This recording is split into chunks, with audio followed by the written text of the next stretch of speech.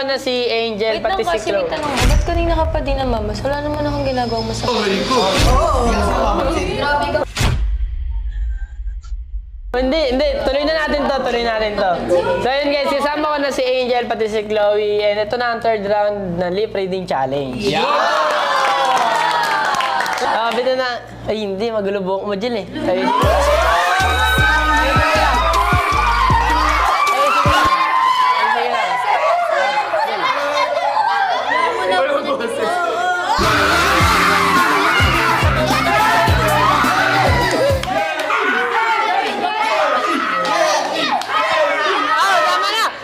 Tama na yan. Simulan na natin. Chloe. Galingan mo. Start mo na, Chloe. Uy, simulan mo Okay, na. number 1.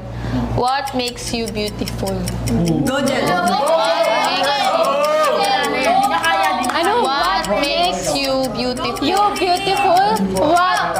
What makes you beautiful?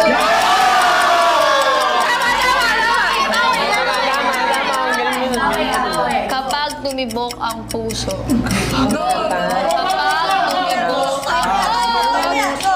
Kapag tumibok ang puso. Kapag sumibok ang puso. Galingan mo, last one. Hanggang sa dulo ng walang hanggan.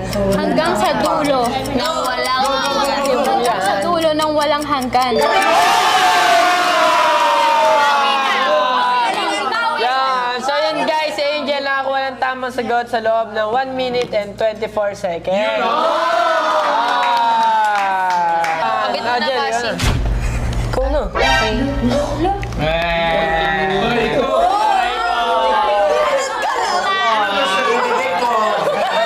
Okay, ito. First word.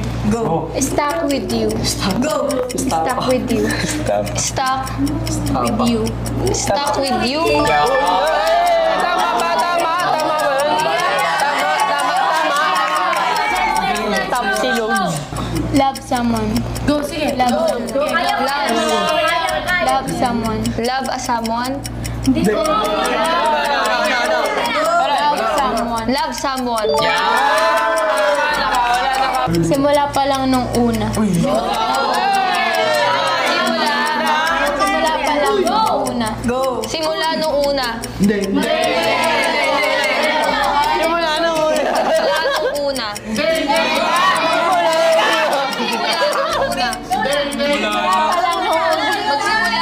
Magsimula nung una. Simula pa lang nung una. Simula pa lang nung una. Magsimula pa lang nung una. Hindi. Simula pa lang nung una. Simula pa lang nung una. Simula pa lang nung una. Simula pa lang nung una.